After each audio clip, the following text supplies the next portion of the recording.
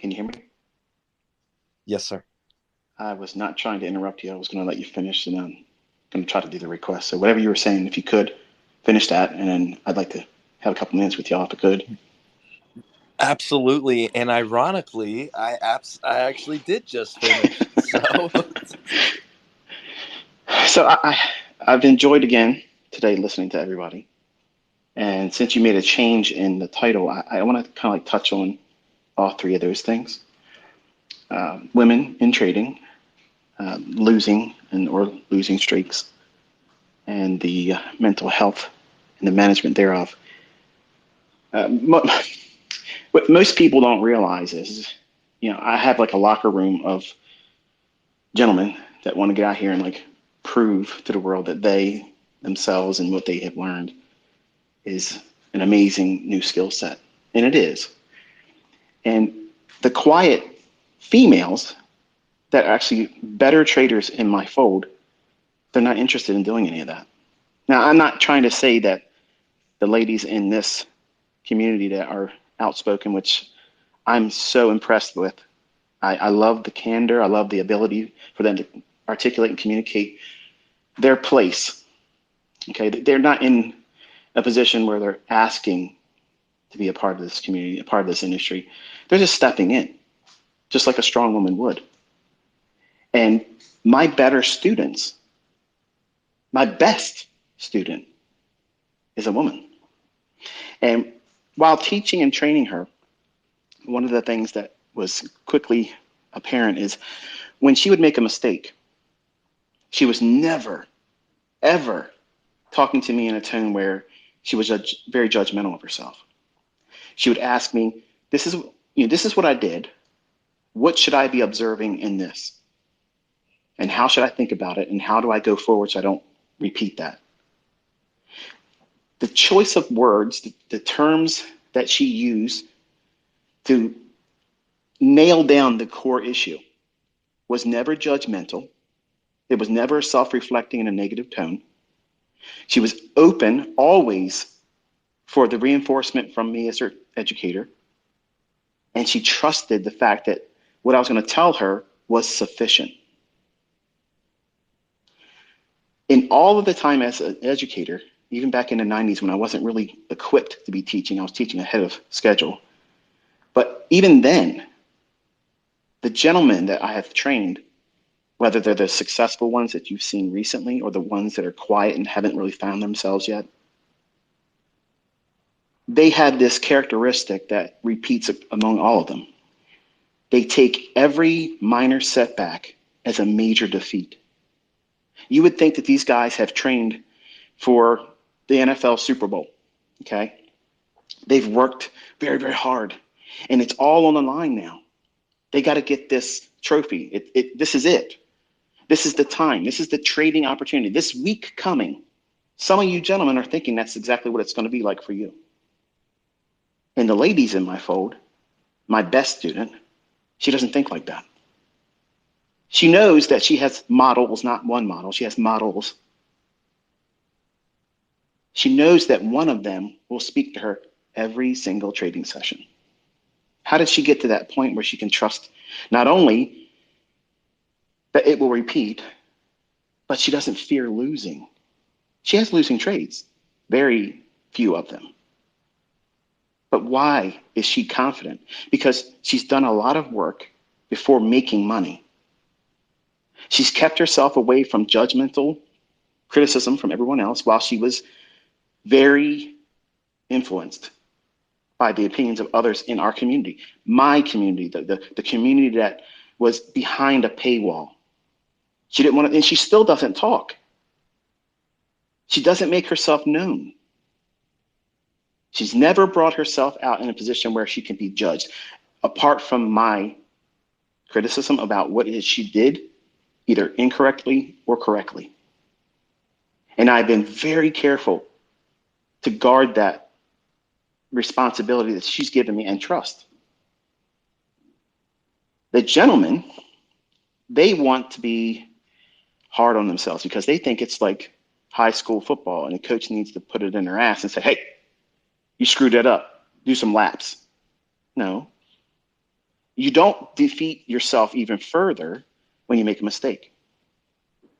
If you fail a funded account challenge, if you blow an account and you've been doing it not very long, that's not something to be upset about. Every single football team, and it kind of sounds weird me talking about this because I'm not a football fan, but I'm trying to speak in terms where the gentlemen in here, they can draw a parallel to this. It kind of makes it more palatable.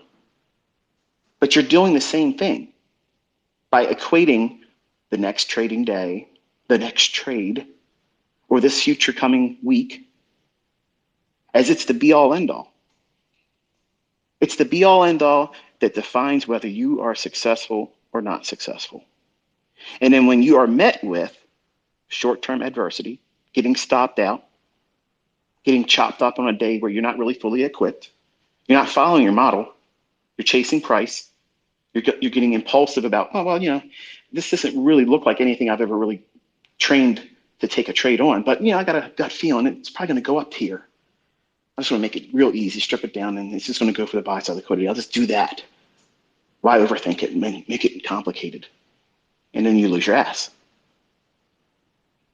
And then you'll want to communicate to me either by a direct message on TradingView, or you'll send me an email that I'll never get to, or you'll send something that is very judgmental on yourself in a tweet. And the ladies don't do that. They don't do that. They're wired differently because they know they're more emotional and more sensitive. And that's not a bad thing. That's not a weakness. That's a strength. Men, and I was this way too when I was younger, when I lost and when I blew an account, it would just piss me off. And I'd say, okay, I'm pissed off. I'm mad. I'm going to go out there and war against it even harder. Instead of going back to what was I trying to trade? Am I trading something that's viable, that's going to repeat? Because if it's not there, I'm doing something that's not going to succeed at all. Is it sound logic to do what I'm doing? Think about when a woman gets pregnant. I've used this analogy before, but I know some people are in here the first time hearing this. When you're in a relationship with someone and you decide to either get pregnant or you happen to find yourself pregnant, and as a couple, the guy usually is like, man, am I really ready for this? He puts it on himself. He's not giving birth. He's not carrying the baby. But all of a sudden he's thinking inwardly, man, am I ready for this? Am I going to be able to handle this? And what's the first thing the woman's doing? She's nesting. We got to get the house ready. Blah, blah, blah, blah, blah, blah. Like, what the hell just happened? Who are you? Where did you come from? And everything is urgent about making sure things are ready. We have to prepare. What is she doing? What is she doing? She's following a model. The focus is on the model, not inwardly punishing themselves like the male does through fear, judging him. Am I going to be a good father? Am I really ready for this? And some men, sadly, are weak and they run away. They can't stick to the model. They can't stick to it. That's weakness. The female has got all the hard work, the job, the task of letting a human being grow inside of her, getting enough rest, managing the stress so that way she can do what's necessary for her body to grow this individual that will be birthed 9 months later.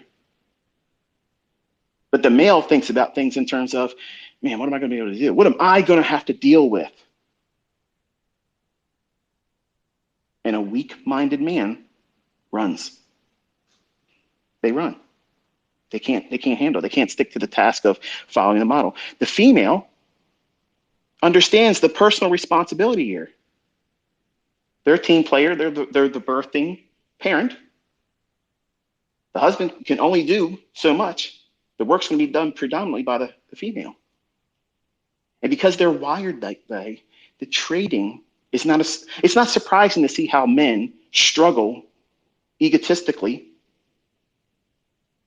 psychologically, more than a female. Because if you get down to the brass tacks, men are very, very one-sided. Women are multi-functioning multitaskers. They can do things that men just aren't equipped. But you give a man a task of slapping the shit out of somebody that has offended him or his woman or endangered them. Now he's in his element. Now he's formidable. You do not want to stand in front of that guy.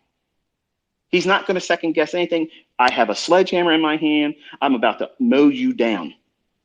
You are now in caveman mode. A female student, I've learned that when I have a new student that comes in, they're female, they're very organized. They're very organized. They're so highly organized, it's impressive. The guys are like, just give me my sledgehammer. Just give me, go ahead and just start breaking shit up. And the only thing that happens is they have discovered that they're not equipped or organized to follow the model. Swinging an axe. It sounds simple, right? Go there, pick up an axe, hit that piece of tree. But a proper procedure would be hold the axe like this. Don't swing it like that. Wear eye protection. Make sure there's no one around you when you swing it so you don't hurt anybody. There's a training model in that. Now, usually it's the mom that sees the dad out there swinging the friggin' axe right next to their son who's got headphones on, looking at his phone. He's walking in the striking distance of that axe. And she's in there thinking, this sumbitch ain't watching what he's doing. He ain't following the model. He's out there just swinging an axe. What is she doing? She's following the model. Parenting. It takes a great deal of personal responsibility to go into this industry, number one. And you have to be personally responsible and organized and also prepare for adversities. You have to prepare for it. And when a woman gets pregnant, she understands there's going to be a whole lot of responsibility and changes, and they have to do things while they can before the baby comes. Your model is much like that. And you have to have time getting prepared for that model, getting your house ready for it.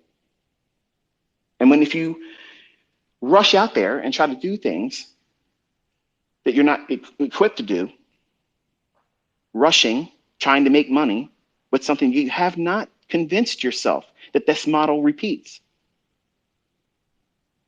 Losing streaks are going to happen to everybody. If you have 2 losing trades before another winning trade, you just had a losing streak. Don't call it anything other than that, because that's exactly what it was.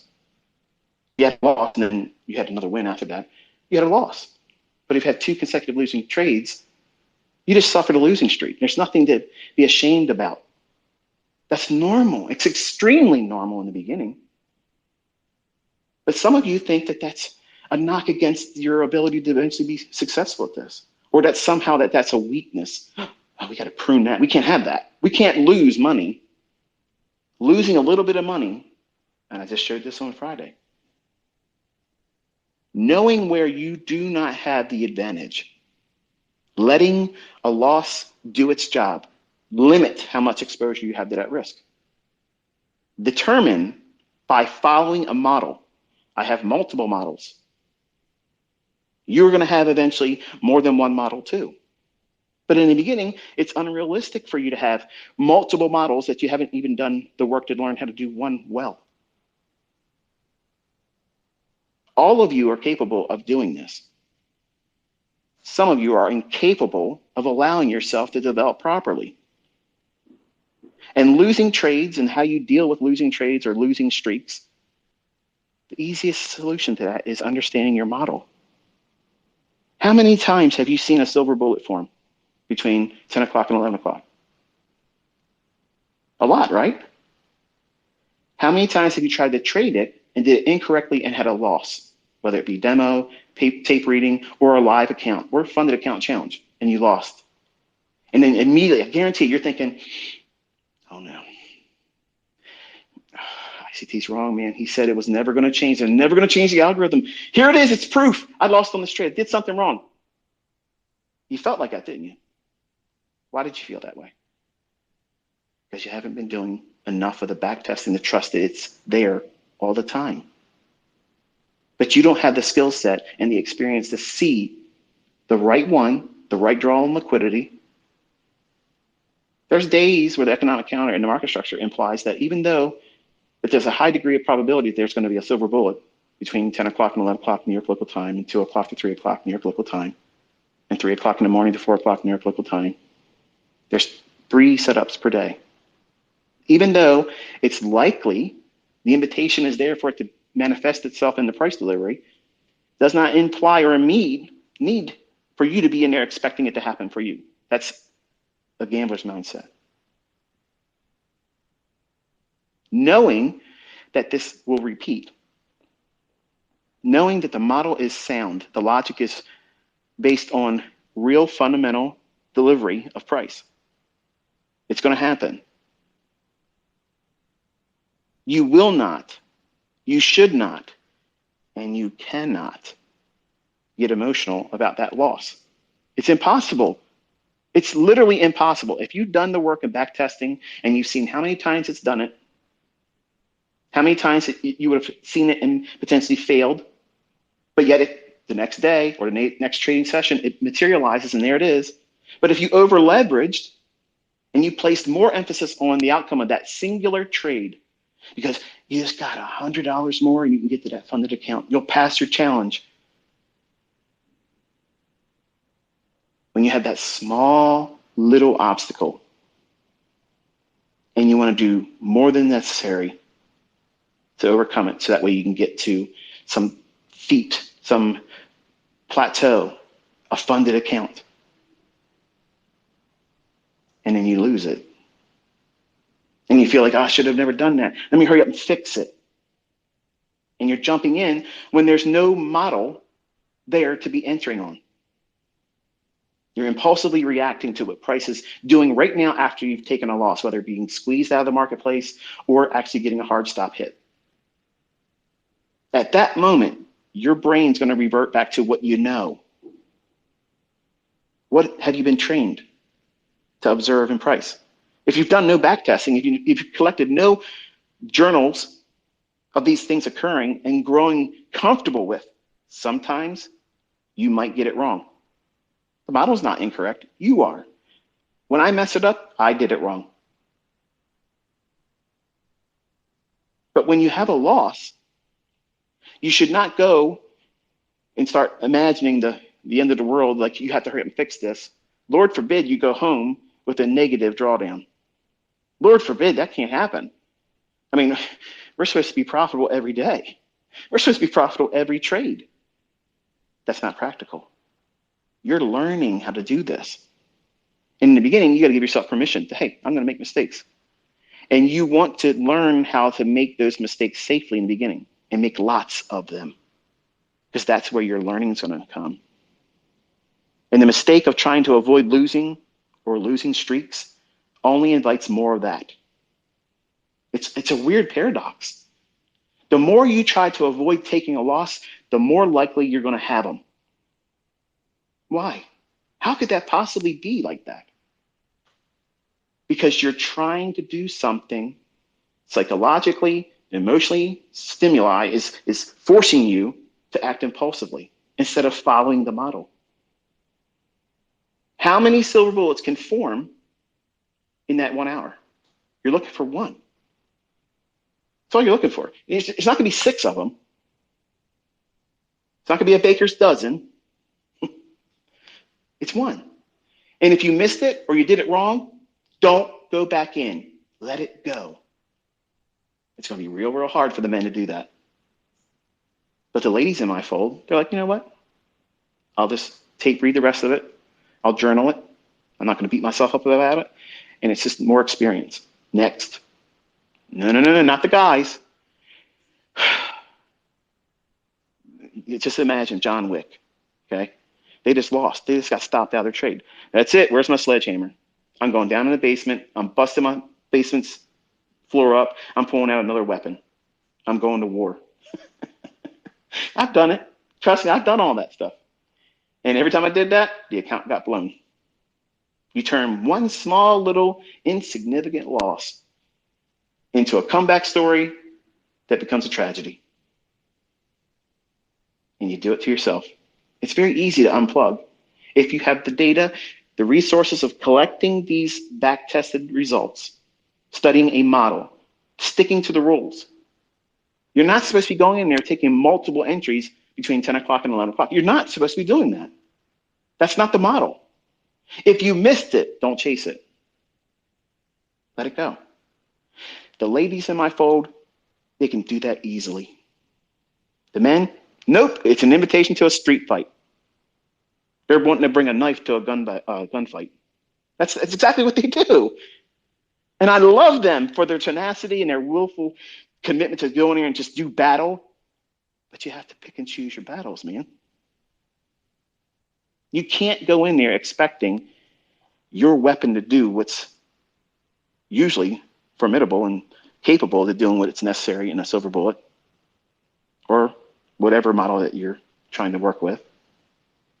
If you've missed that opportunity, the probabilities of you being successful at that moment have shifted to less likely.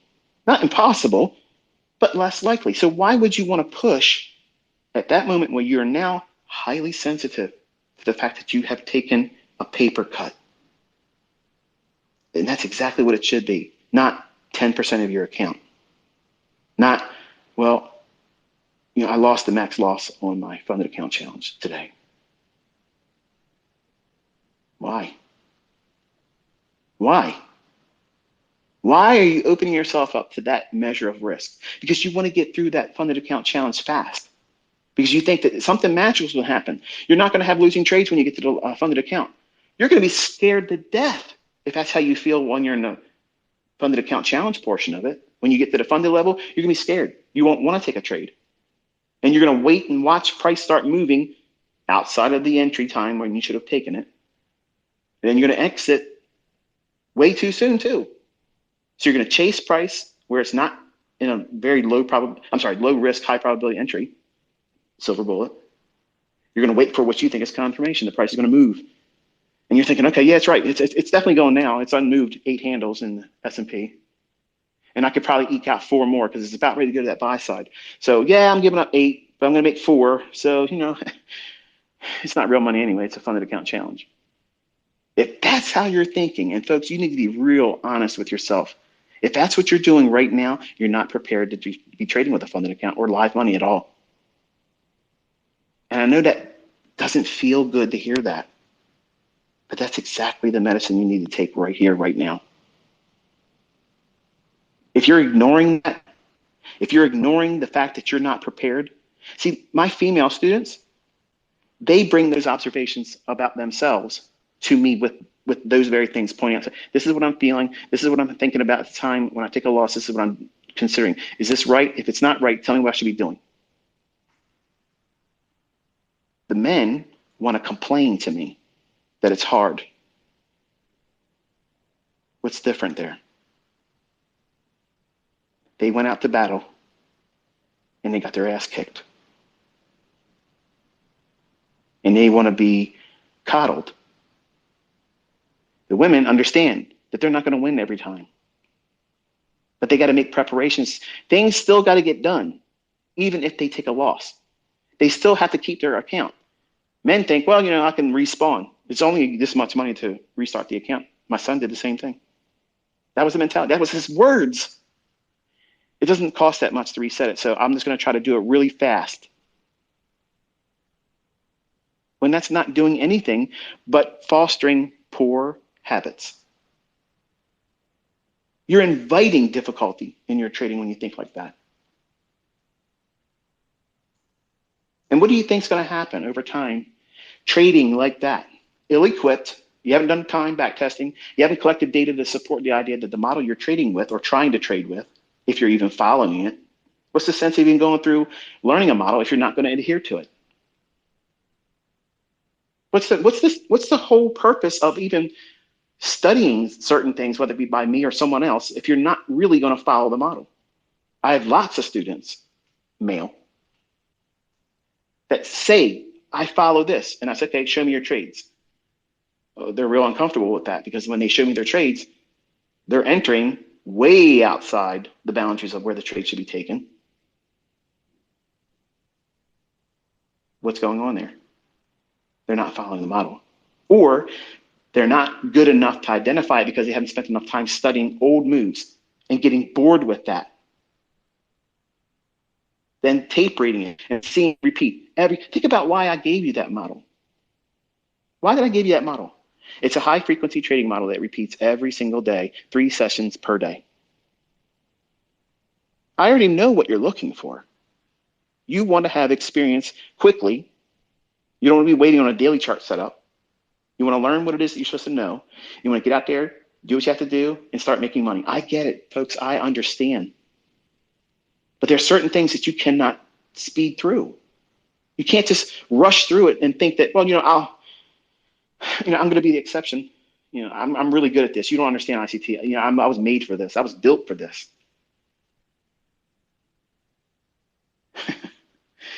When you include money in that, you have now changed the whole dynamic. It's not enough to be right or wrong anymore. Now you have to be right. And if you're wrong, not lose more than that's reasonable. So if you're not going to follow the model, if you're not going to train yourself to see what it is that should be followed and allow the data to support the idea that the model's sound, you're not going to have the mentality to follow it because you're not going to trust it. You haven't seen it enough. You're familiar with it. Oh, yeah, that's a fair value gap. That's easy. They've been around since the 1900s. These are people that can't follow a model. You don't want to be that. You want to be someone that says, you know what? I'm treating this like a business. Okay, I don't have time. Things are changing. I want to be ahead of all this stuff. I want to start making money consistently, and I want to be able to weather losing streaks and know that it doesn't mean that the model's broken. It doesn't mean that the algorithm has been canceled and done away with. The markets have now shifted into some kind of unknown randomness. You're going to trust that you did it wrong. Okay, there's nothing to beat yourself up about. There's another opportunity coming around in a couple more hours. Just sit around, wait for it. Don't rush to get in there and get it back. Don't fear losing because the fact of you trying to prevent a loss, you are going to do things that actually invite it. And that will be a repeating loser's cycle that you will go through and won't identify it. You'll swear up and down you're following the model. You'll swear up and down that the broker did it to you. That so-and-so did it to me again. Them guys did it to us guys. When you just didn't do it right. That's all. And mental health is managed, and I understand I'm bipolar, and this is going to be something of a rich topic to touch on, but I think I'm equipped to do so.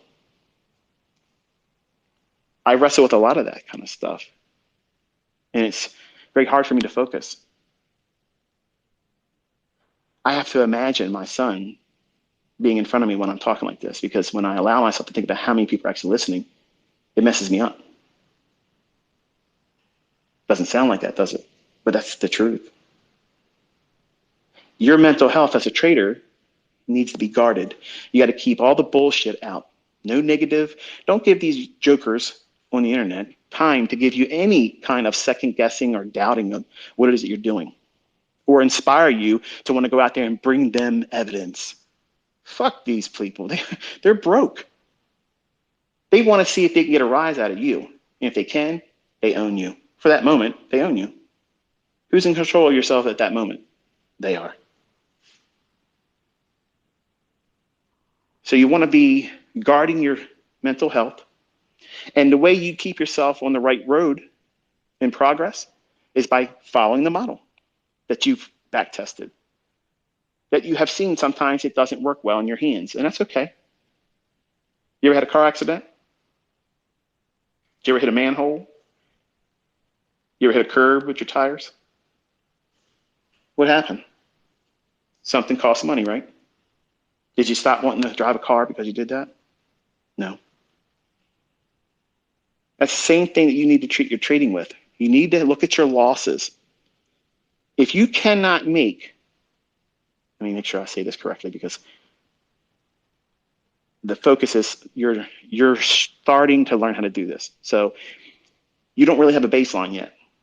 You need to determine what you can realistically make. Well, I've given you a target, which is 5 handles. That's very low-hanging fruit. It's very easy to get to. Admittedly, for someone new, it doesn't feel so easy, does it? But over time, you'll get there. It's easy. And it'll grow exponentially beyond that.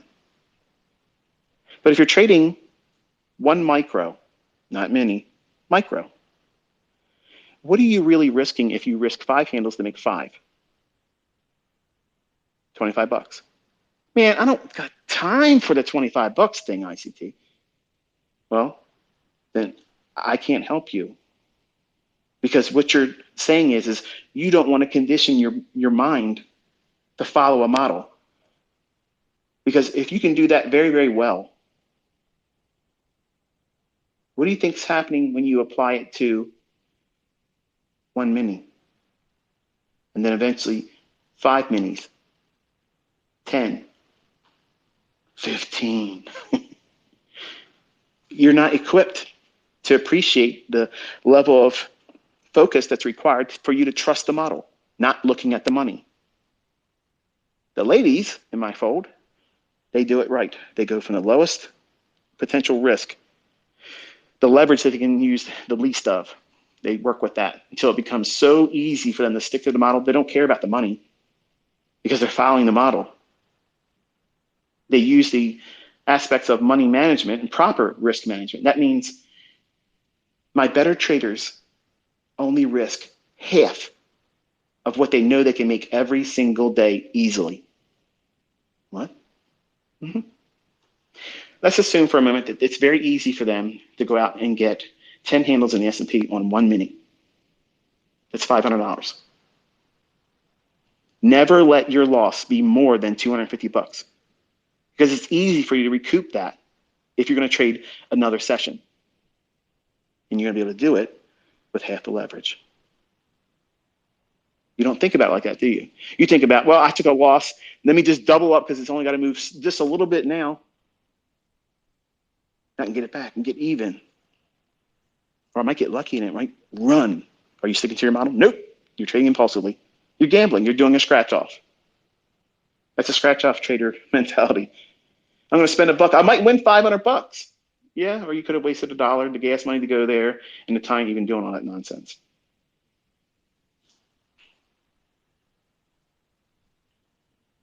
Your mental health is rewarded by following a model that you've investigated, you've tested, back tested, collected data on.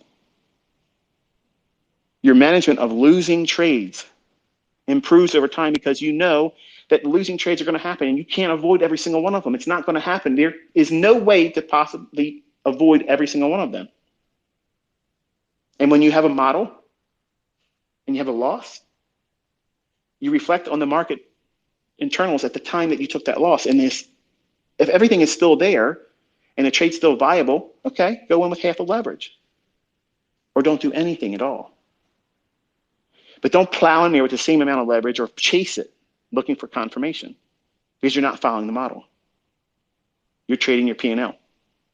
And trading your P&L is a loser's game. You're trading the ebb and flow of your equity curve. Losers do that. Every person on that leaderboard that ever makes it that way on the Robbins Cup, that's what they do. They trade their P&L equity curve. And that's why they go up and down, they up and down, and they fall off and you never see them again. It's a wonderful psychological study of watching that every year. And you're doing the same thing many times in your funded account challenges, or when you get your funded account, then you just can't wait to get a big win. And you use the maximum leverage because, hey, I got through that funded account challenge pretty easy. It didn't take me any time at all. Over leverage, I understand, but it's cheap. If I would have failed, I could have just paid for it a reset. You have to treat that account like it was your money. All of it, not just the reset, all of it. Are you doing that? I would humbly submit that probably less than 5% of you do it like that. And that's what you're doing that makes you ill-equipped to be successful. You're not being responsible with the risk. You're not being responsible with the money management aspects. The female traders that's in my fold treat it like that. Males don't. Sledgehammer, swing, bust it up, take it home. Big payout. Caveman language. The ladies in my fold, I want to be scientific about this. I want to measure the risks. I want to stay within a risk parameter that I know I'm comfortable with. And if I take a loss, it's okay. I have a model I'm going to trust tomorrow or the next session. Nothing changes. The men would do well to learn from successful women traders. But little dick energy prevents that. I don't want to learn from a woman. If that woman's making more money than you are and more consistent when trading, why wouldn't you? You'd be a fool not to. But society says that, women are beneath men. No. They're under the arm in the companionship of a male. Together, they're strong, real strong. That's why they're designed to be that way. A partnership. You lean on each other's strengths. The woman usually relies on the capability of the male to defend the home and the family. That's their strength. Usually, the female is good at keeping the home and keeping things organized. So that way the male doesn't have to worry about that. Men are generally really good risk takers. That's not a strength. That means they can over leverage and feel no fear about it. Look at extramarital affairs as a testimony to it. And the women, they're historically better risk managers. As a community, I would love for you all, and I see it today, but the ones that are in the offing outside, saying, the women this and the women that, and guys are always better than women in trading. No, they're not. And I have data to support that. Got a lot of students, and I can tell you the best ones are the females. And I'm proud to say that. Because I have science behind me when I was going into this teaching venue that I expected the females to stand apart. And you can say, well, look, the people that win competitions are usually men. I'm not saying that they're not willing to take exorbitant risks, and they may get lucky and it may pan out for them. That's not equivalent to skill. What did you just say? You heard what the fuck I just said. You heard it. That's equivalent to a guy going out on the weekend and having an affair and getting away with it. Does that make him a good husband? No. Makes him a piece of shit that got away with it. But he keeps doing it. Eventually, he's going to come home to roost. And mama ain't going to be real happy about that. You're going to come home with something and leave without it. And stop loss ain't going to help that. So I've listened to all of you today.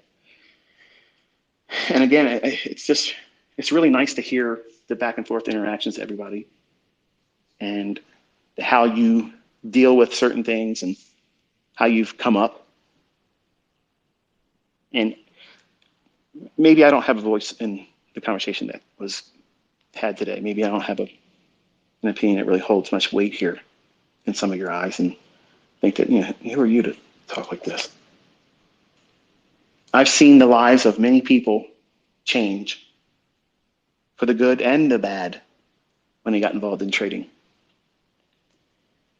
And the results are going to be determined by the amount of organization, adherence to impeccable risk management. See, the males, they want to be that sniper. They want to be extremely precise because that's equivalent to having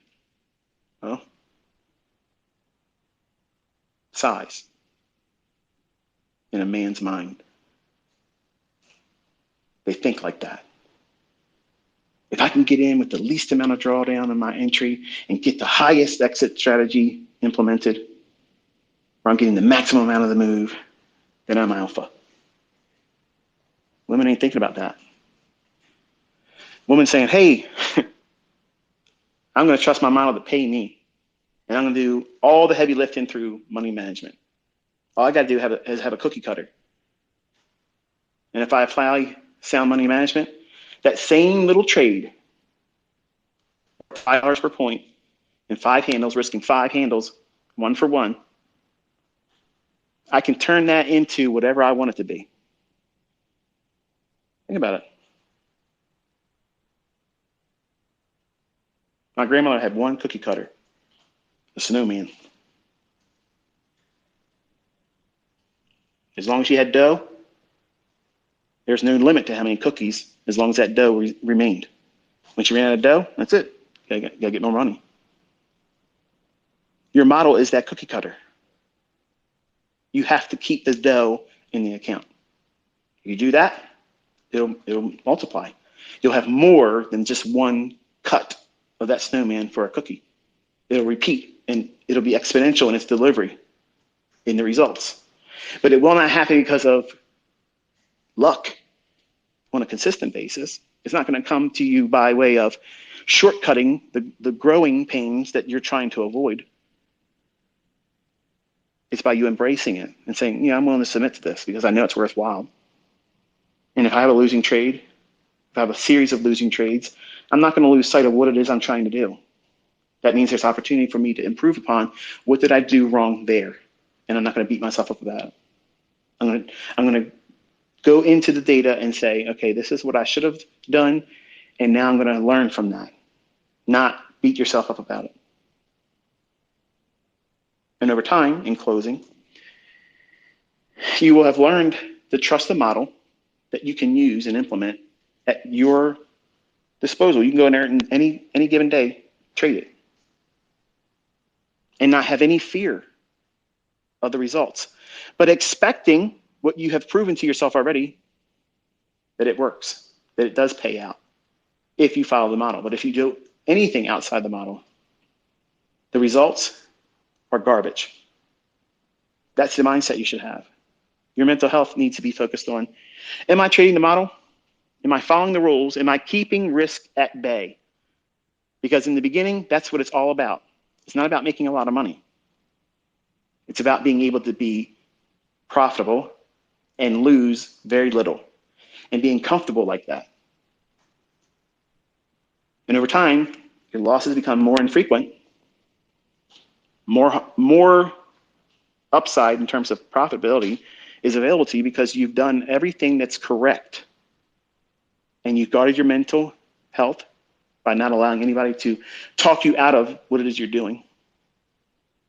Because life in itself the stars will align and you'll have a day where you have a losing trade. And at the time, it wasn't that much of a loss.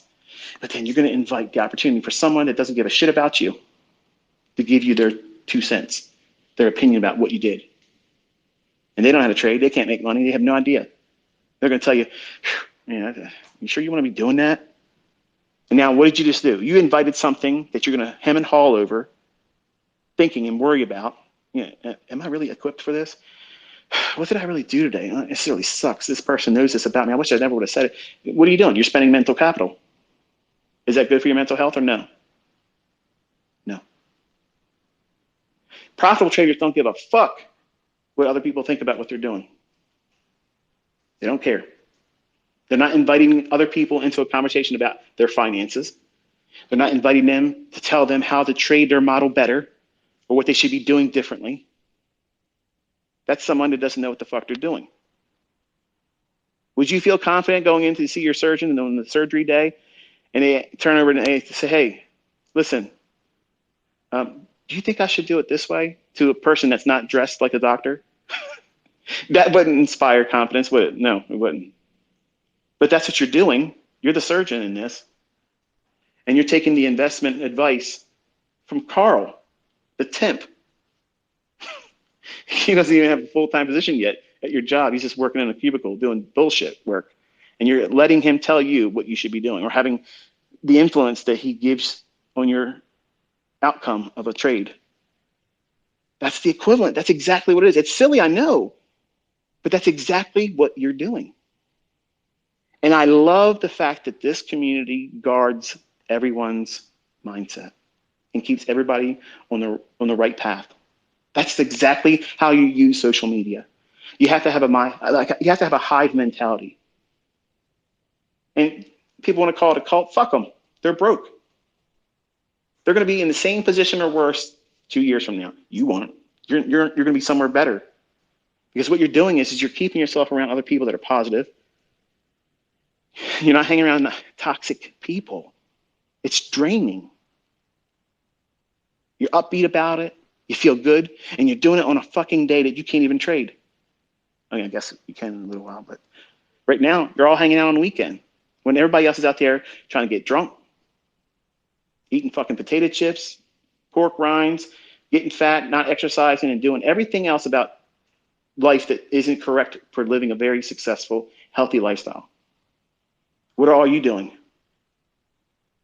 You're hanging around people that want to be winners. You're hanging around people that are aspiring to do the same thing you're doing. That's the right way to do it. Because if you hang around shit, you're going to start smelling like it. Who in your friend's circle are negative? Who in your family do you avoid at all functions? That's what this community keeps out. And that's fucking awesome. It's not weakness. It's strength. When bullshit comes in, bullshit gets booted. See, there's the honeybee. They're pretty good together. They work real well. They collect honey and produce honey rather, gathering all the nectar and such. But there's a wasp that comes in and can really do a lot of damage to them. Cut them all up real quick. But these honeybees, when they get an intruder like that and it comes into the hive, they all mount around it and they call it a murder ball. And while they can't physically pierce that larger bee and do any kind of damage with it, the fact that they group around it, they swarm it, and they shake themselves violently, and they raise the temperature up, and they basically microwave it and cook it. That's what this community does. When an asshole comes in here, they produce a murder ball around it, and they can't stay. They die. You have to guard your mental health. You can't let assholes in. You can't let shit come in. You put shit in, you get shit out. You're trying to learn how to do the most difficult thing in the world against the most smartest individuals and shrewdest, corrupted motherfuckers that ever walked in the planet. And you're doing it in their backyard. You think they're going to have some adversities? Yeah, of course you're going to have adversities. But there's advantages that you have to learn to wait for and take them when they're there and avoid it when the probabilities are low. Pick your shots, caveman. So, anyway, I've taken enough of your time. I've enjoyed everyone's input today, and I look forward to the next one.